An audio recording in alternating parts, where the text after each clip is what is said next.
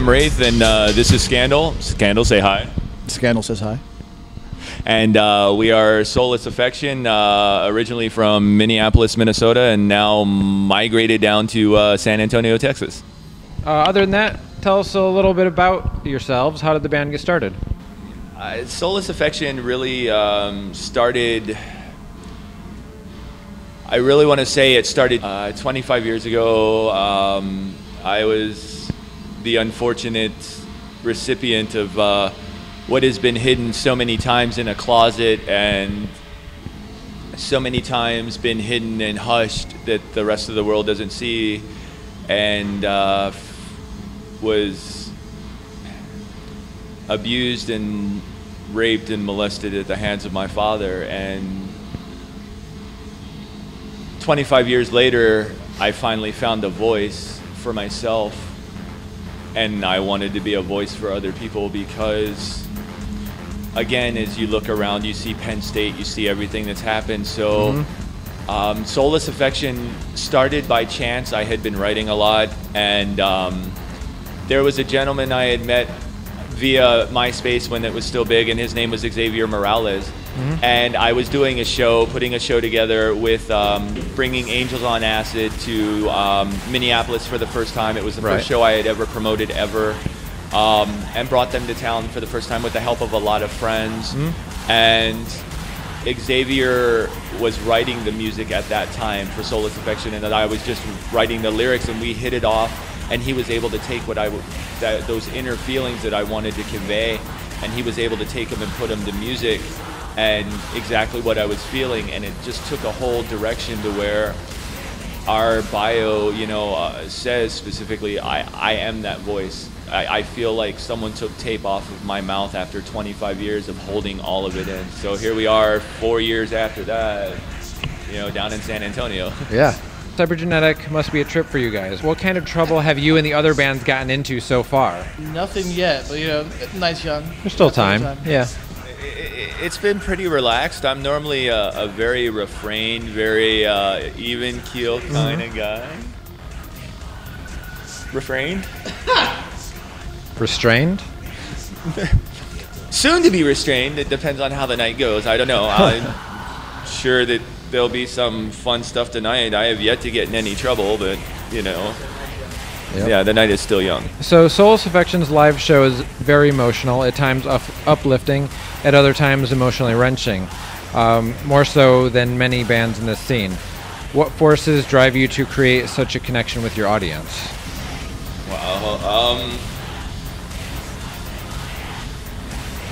I think the only reason that I keep making music, I picked the wrong genre of music to get rich in. I'll never be on Cribs. I'll never be on Lifestyles of the Rich and Fucked and Famous and, to hell and back. I don't mean to curse on your thing, but we're here for one purpose, and I've always said this, my purpose for this is to reach out to those kids. The saddest fact, and I don't want to poke fun at our scene but the saddest fact about our scene is we are most of the kids that were picked on in high school. We were most of the kids that got beat up. We were most of the kids that got thrown in lockers, the ones who no one wanted anything to do with, but yet we grew up to be like those people that treated us the same way. Yeah. I'm here to be, I don't want to put myself on a high horse. I just want to be a voice for people who don't have one, for that person that goes home at night and whose parents kick the shit out of them, or who goes home and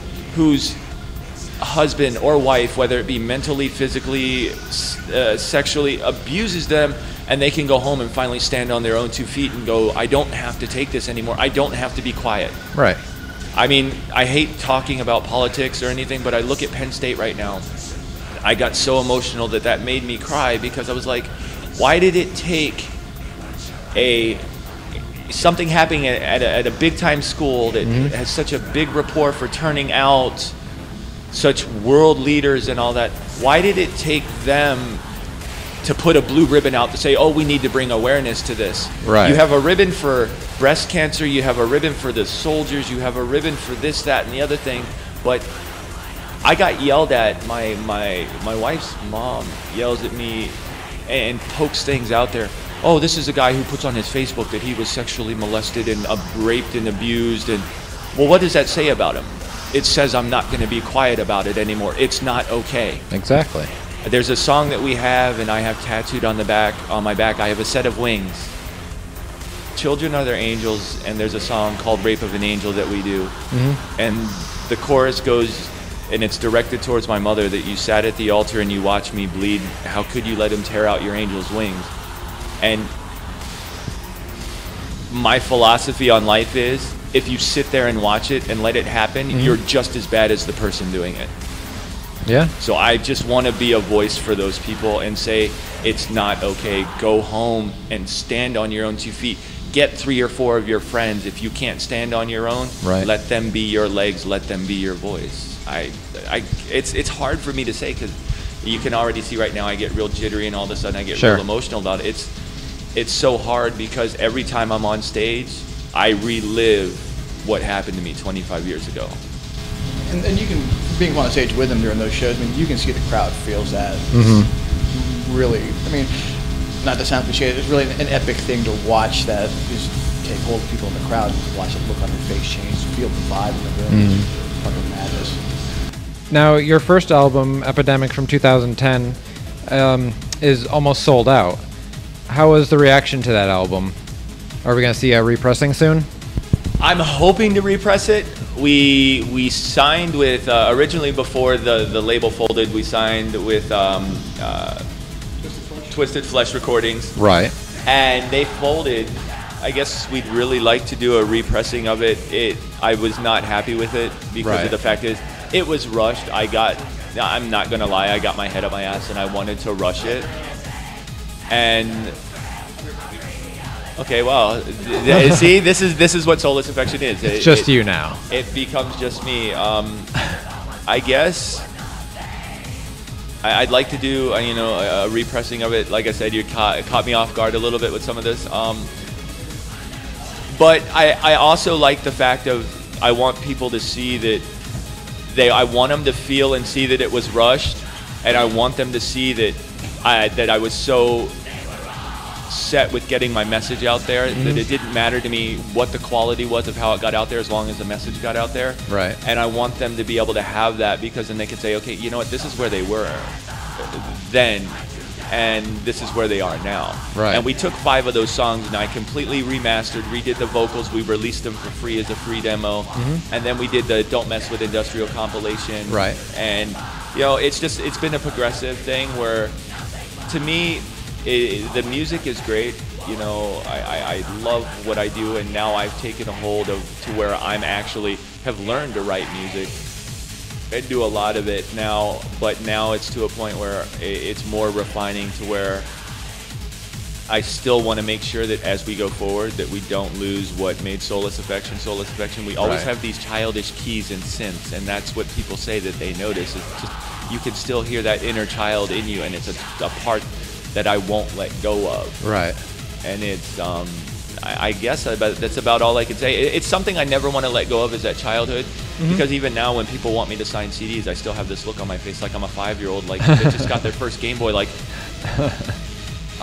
okay, I'm just some kid from nowhere, Minnesota. Right. I mean, really, I'm no one special. I'm just a guy that poured his heart out on a CD, and I get made fun of for it, or you either like it. But either way, for the next 45 minutes, you're going to listen to every damn word I have to say, or you can take the CD out. Choice is theirs. So now your next album is called Shattered. I know it was supposed to come out on Black Friday, but got pushed back a little. What's the status of the album, and what can we expect this time around? Let him give you the status of the album, and I'll let you know what you can expect this time around. Sounds like a deal. I'm still in the process of getting that to be mastered. I have some work to do on a couple of the tracks, as far as some leveling and mixing work before we get it out to. Is it Jason at DSPP is going to do the mastering on that? Tommy T will be doing the mastering. Okay. That'll be getting shipped out to him, I expect, end of this week. So whatever the turnaround on the actual mastering work will really have a lot to do with when it comes out. That's kind of where it's at, and hopefully we can get out soon. We wanted to have it out before, like I said, before Black Friday. Didn't happen for a number of reasons, between personal lives, work, getting this shit going. Other shows that we got ourselves tied up in, kind of sapped some of our funding and time that we were going to put towards getting the album out. Since we're past that, and this is the last show we're doing for a little while, it shouldn't be too much of a delay before we get the album out. Cool.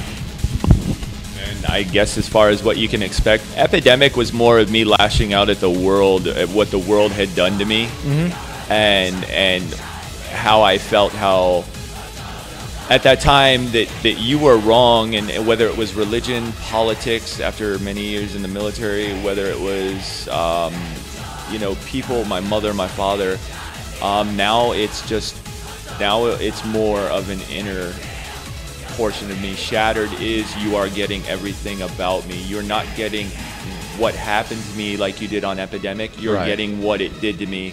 There are songs on there called Through My Eyes, where I open your eyes to the things that you choose to walk past every day, and by walking past it, it makes you part of that problem.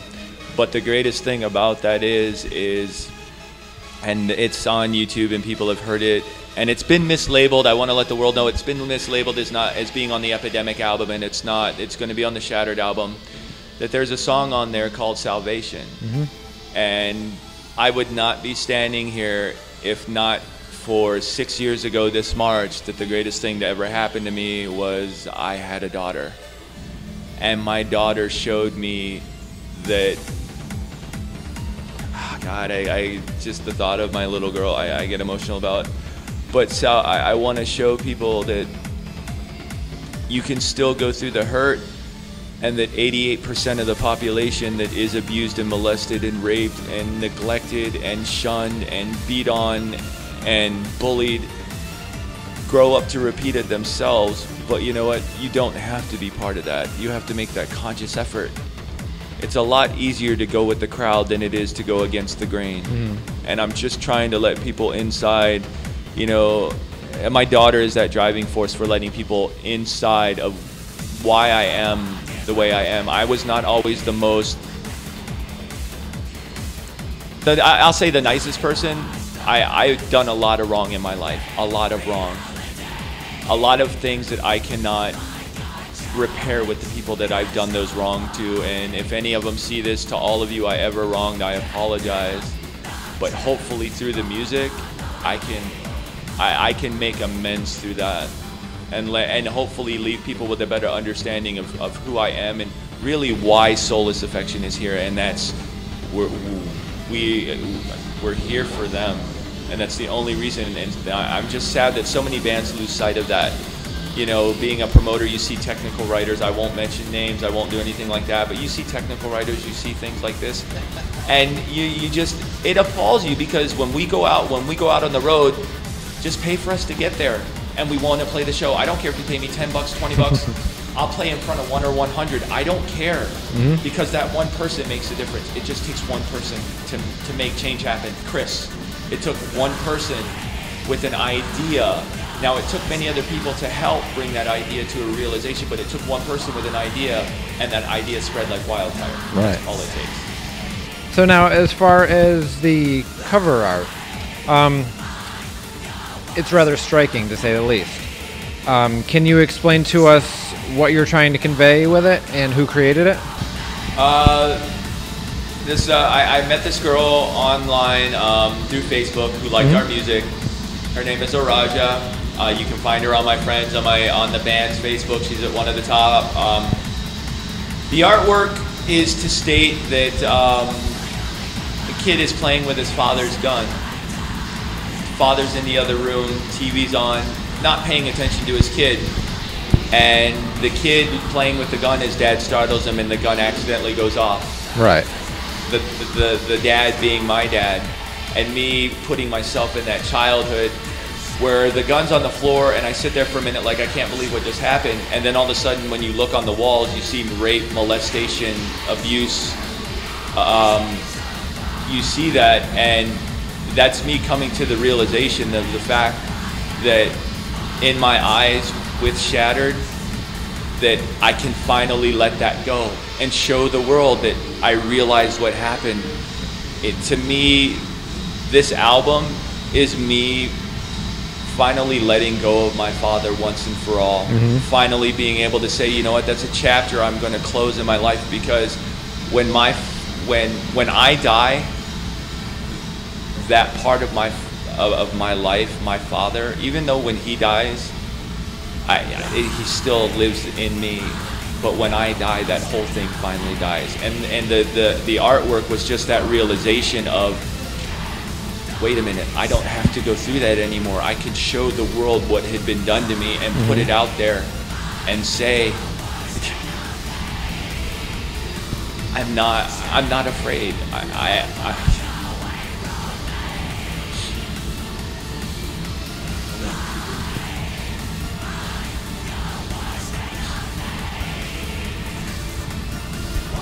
not afraid anymore. I'm not gonna hide behind a door. I'm not gonna hide who and what I am. I'm not gonna apologize for what I've become. I'm not going to accommodate anyone anymore and be what they want me to be. This is what was done to me. It's a horrible, tragic thing that I would not wish on my worst enemy. I wouldn't even wish it on my father, because I've had to live with it for 25 years. And I just hope that when people, they see the artwork and they'll think cool, whatever, but I just hope that when they listen to the album, that they read, we're actually for once going to put the lyrics with the album, and I hope that they're able to just understand the meaning behind it. Understand and walk away with like, wait a minute, this is something that I went through. Because you'll probably see tonight, I get very emotional during certain songs, and certain songs I break down and cry. I want that feeling with those people I can connect with, where they're just like, I'm not alone. Right.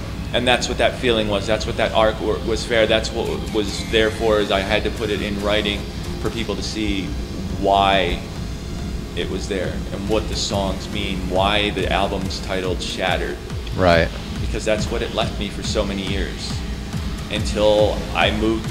I had to move away from my daughter, unfortunately. It's when I moved down here, but moving down here was the best thing that ever happened to me, because I've gotten to play more shows. I've gotten to help put my message out there. Right. And that's all I want to do. I don't want to be a preacher. I don't want to do anything. I don't want to say, oh, do this, do that, you know, but I want, kids are defenseless. And it's time someone stood up for them, and I don't care if that child is 25, because you can be 25 and a child, or you can be 3. Someone needs to stand up for them, and I don't care if I lose my life in the process, but someone needs to stand up for them.